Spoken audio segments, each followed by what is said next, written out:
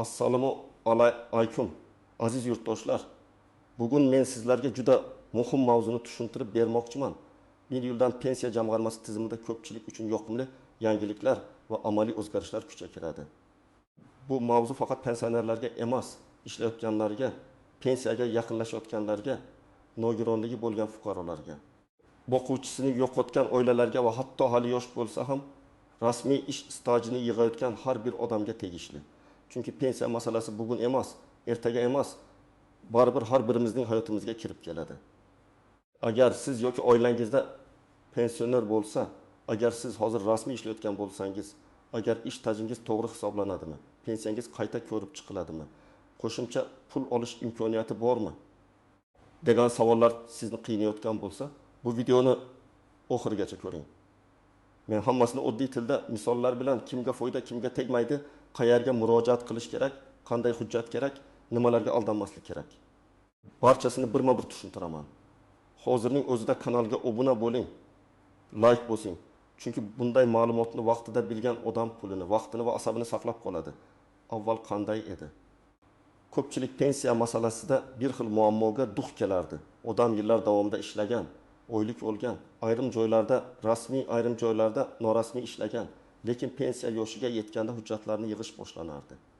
Mehnat daftarchasi qayerda? Arxiv ma'lumotnomasi bormi? Korxona yopilib ketmaganmi? Ish haqi to'g'risidagi ma'lumot topiladimi? Hammasi odamning o'ziga yuk bo'lib tushardi.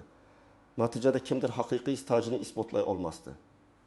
Kimdir kam pensiya tayinlanishiga rozi bo'lib ketardi. Kimdir esa bir necha oy idora yurardi. Endi nima o'zgaryapti? Bir yildan boshlab pensiya jamg'armasi bilan bog'liq jarayonlarda bir qator yengilliklar, avtomatlashtirish, ma'lumotlarni elektron tekshirish va ayrim toifadagi fuqarolar uchun qulayliklar kuchayadi. Eng muhim jihat shundaki, davlat organlari o'rtasidagi ma'lumot almashinuvi kengaygani sari fuqaro har bir hujjatni o'zi ko'tarib yurishi shart bo'lmay qoladi. Men buni yoqimli syurpriz deb atayman. Chunki ko'p odamlar pensiya miqdori faqat bir marta belgilanadi va keyin o'zgarmaydi deb o'ylaydi. Aslida esa ayrim holatlarda pensiya qayta hisoblanishi, qo'shimcha staj inobatga olinishi, ilgari ko'rinmay qolgan daromadlar bazadan chiqishi yoki huquq paydo bo'lishi mumkin. Bu yerda eng asosiy masala shuki, har bir fuqaro o'z ma'lumotlarini tekshirish kerak. Chunki tizim yaxshilansa ham eski yillardagi ma'lumotlar har doim ham to'liq bo'lmasligi mumkin. Masalan, 1990 yillar yoki 2000 yillarning boshida ishlagan odamlarning ayrim korxonalari tugatilgan, arxivga topshirilgan. Ba'zilarda ish haqi qaydlari noto'g'ri yuritilgan. Shuning uchun yangilik sizga foyda berishi uchun siz ham faol bo'lishingiz kerak. Endi kimlar bu o'zgarishlarga alohida e'tibor berishi kerak? Shuni batafsil aytaman. Birinchi navbatda pensiya yoshiga yaqinlashgan fuqarolar, erkaklar, ayollar, ayniqsa oxirgi 1-2 yil ichida pensiyaga chiqishni rejalashtirayotganlar hozirdan ish stajini, rasmiy daromadlarini, mehnat daftarchasidagi yozuvlarni tekshirish kerak. Chunki pensiya tayinlash kuni kelganda hujjat qidirish juda qiyin bo'ladi. Odam shoshiladi, idoralar javobini kutadi, arxivdan ma'lumot kechikadi. Agar oldindan tekshirsangiz, muammoni bartaraf etishga vaqt bo'ladi. Masalan, bir ayol 30 yil ishlagan deb o'ylaydi. Mehnat daftarchasida ham shunga yaqin yozuvlar bor. Lekin elektron bazada uning faqat 24 yillik staji ko'rinishi mumkin.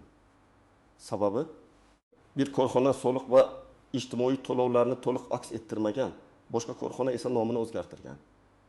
Agar u ayol pensiya yoshiga yetganda buni bilsa, pensiya kam chiqishi mumkin. Ammo oldindan tekshirtirib, arxivdan ma'lumotnoma olsa, korxonaning vorisini topsa yoki tegishli dalillarni jamlasa, pensiyasi yuqoriroq hisoblanishi ehtimoli oshadi.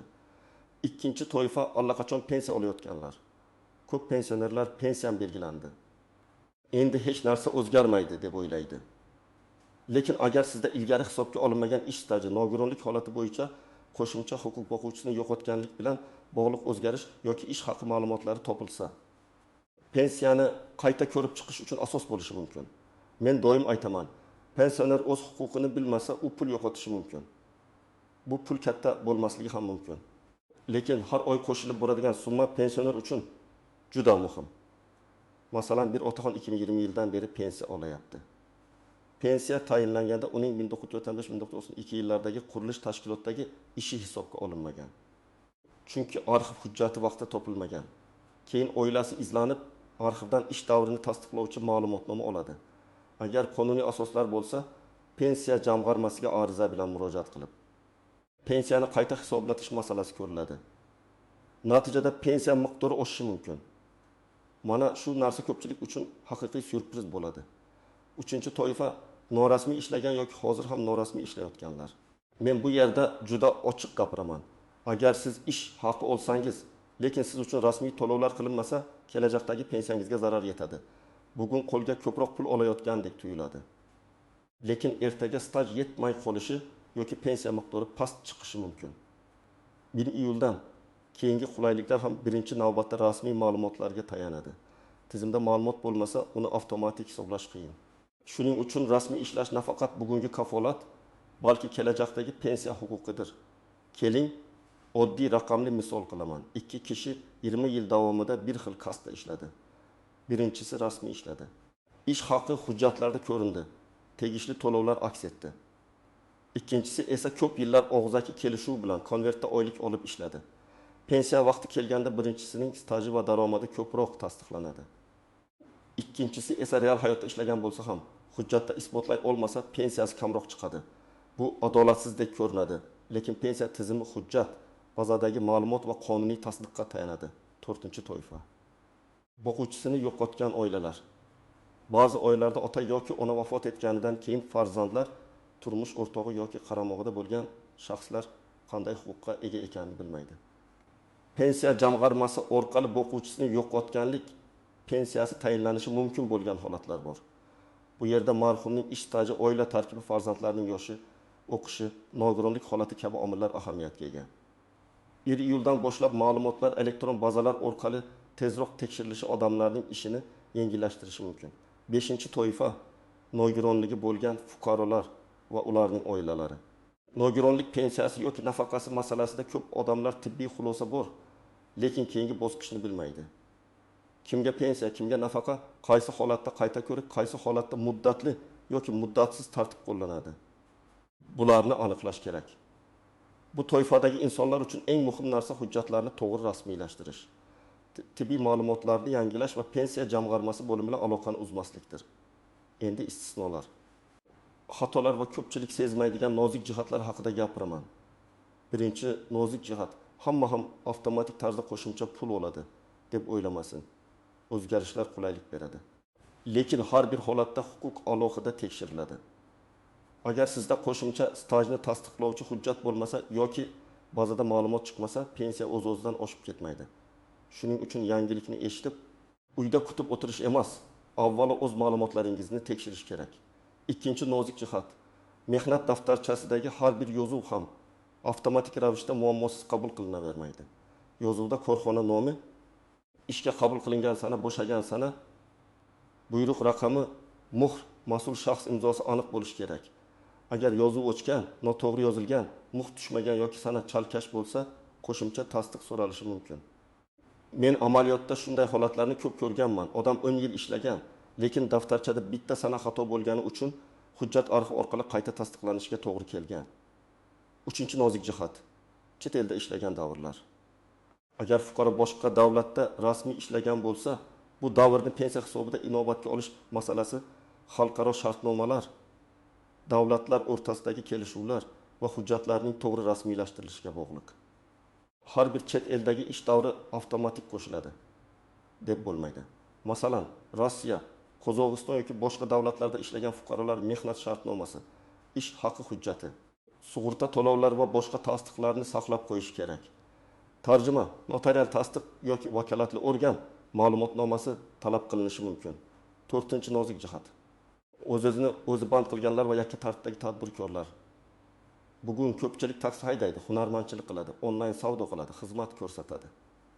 Agar faoliyat rasmiylashtirilsa va tegishli tartibda to'lovlar amalga oshirilsa, kelajakdagi ijtimoiy himoya uchun asos paydo bo'ladi. Agar hammasi norasmiy bo'lsa, daromad bor. Lekin pensiya nuqtai nazaridan iz qolmasligi mumkin. Shuning uchun men har doim tadbirkorlik qilayotganlarga aytaman. Faqat bugungi tushumni emas, kelajakdagi stajni ham o'ylang. 5-nozik jihat. Pensiya qayta hisoblashda muddat va arza sanasi muhim. ko'p odam hujjat topganidan keyin 1 yil kutadi, keyin murojaat qiladi. Ayrim holatlarda to'lovlar ariza berilgan sanadan yoki qonunda belgilangan muddatdan kelib chiqib ko'riladi. Demak, hujjat qo'lingizga tegishi bilan murojaatni kechiktirmaslik kerak. Agar bugun huquqingiz borligini bilsangiz, bugun harakat qiling. Chunki har o'tgan sari siz olish mumkin bo'lgan mablag'dan kechikishingiz mumkin. 6-chi nozik jihat. Firibgarlardan ehtiyot bo'ling.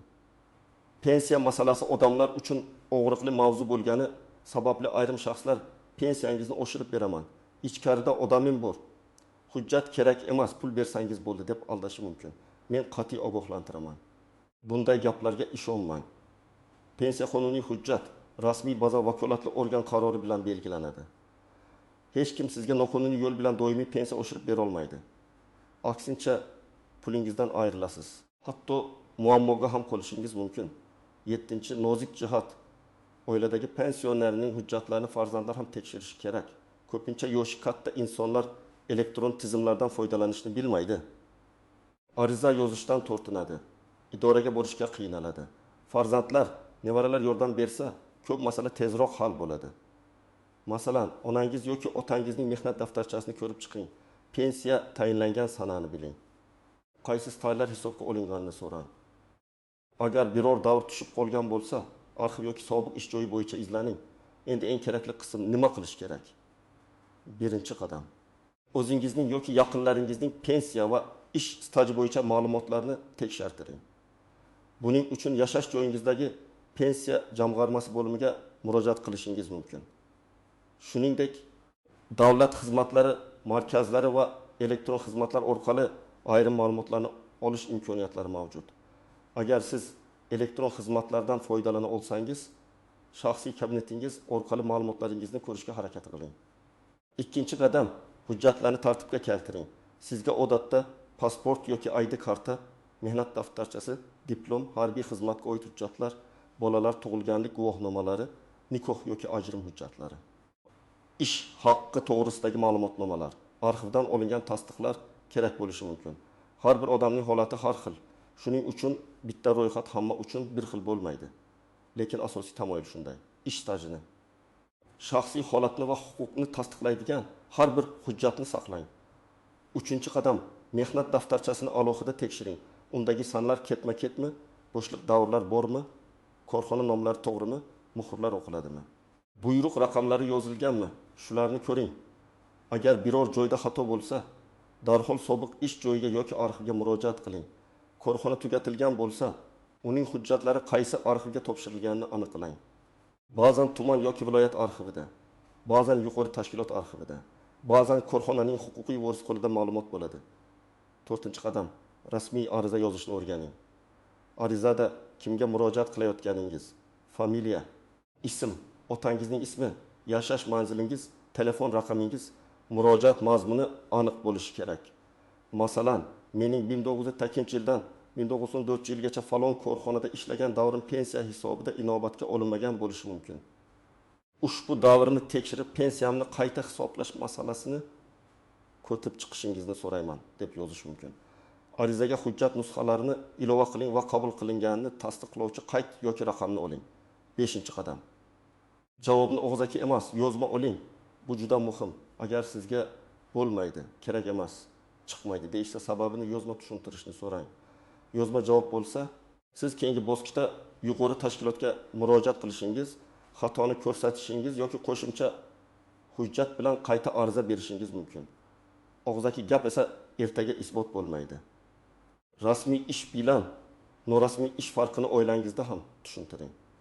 Farzandingiz, ukangiz, turmush o'rtog'ingiz bugun norasmiy ishlayotgan bo'lsa, ularga pensiya masalasini eslating. Har oy konvertda olingan oylik bugun qulay tuyulishi mumkin, lekin 20 yil o'tib uning izini topish qiyin bo'ladi. Rasmiy mehnat shartnomasi, rasmiy oylik, sog'liq va ijtimoiy to'lovlar kelajakda juda katta ahamiyatga ega. 7-qadam, har bir hujjatdan nusxa va elektron surat saqlang. Telefoningizda alohida papka oching. Pasport, mehnat daftarchasi sahifalari, diplom, arxiv ma'lumotnomalari, pensiya hujjatlari suratini saqlang. Lekin asl hujjatlarni ham ehtiyot qiling. Namlik, yirtilish, yo'qolish kabi holatlar pensiya vaqti katta muammo tug'diradi. Ayniqsa eski mehnat daftarshalari va arxiv ma'lumotnomalari juda qimmatli hujjat hisoblanadi. 8-qadam. Agar pensiya miqdoridan shubhangiz bo'lsa, hisob kitobni tushuntirib berishlarini so'rang. Siz menga qancha pensiya chiqdi debgina emas. Qaysi yillar stajga olindi, qaysi daromadlar hisoblandi, qaysi davrlar rad etildi, nima sababdan deb so'rashingiz kerak. Shunda muammo qayerdaligini bilasiz. Balki hammasi to'g'ri hisoblangandir.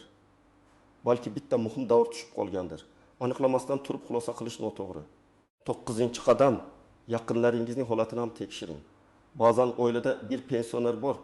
Hamma uning pensiyasi kamligidan norozi. Lekin hech kim hujjatlarni ko'rib chiqmagan. Bir kun vaqt ajrating. Mehnat daftarchasini varaqlang. Qaysi yillarda qayerda ishlaganini so'rang. Eslab yozib oling. Keyin shu ro'yxat bilan pensiya jamg'armasiga yoki mutaxassisga murojaat qiling. Bu oddiy harakat ba'zan har oy qo'shimcha pul olish imkoniyatini ochishi mumkin. Demak, iyuldan pensiya jamg'armasi bilan bog'liq o'zgarishlar ko'pchilik uchun haqiqatan ham yoqimli yangilik bo'lishi mumkin. Lekin men ekspert sifatida sizga shuni aniq aytaman. Eng katta foyda o'z huquqini bilgan, hujjatini tartibga keltirgan, vaqtida murojaat qilgan odamga tegadi. Kutib o'tirgan odam ko'pincha imkoniyatni boy beradi. Harakat qilgan odam esa o'ziga tegishli pulni, stajni va huquqni himoya qiladi. Bugun sizdan iltimosim, oilangizdagi pensionerlar hujjatini tekshiring. O'zingizning ish stajingizni nazorat qiling. Norasmiy ishlashning oqibatini jiddiy o'ylang. Agar savolingiz bo'lsa, izohlarda yozing. Pensiya yoshiga yaqinmisiz? Allaqachon pensiya olasizmi? Stajingizda muammo bormi? Qaysi holat sizga qiziq? Men keyingi videolarda eng ko'p berilgan savollarga alohida javob beraman. Videoni foydali deb bilsangiz, like bosing, yaqinlaringizga yuboring va kanalga obuna bo'ling. Chunki pensiya masalasida vaqtida olingan bitta to'g'ri ma'lumot odamning butun hayotiga ta'sir qilishi mumkin.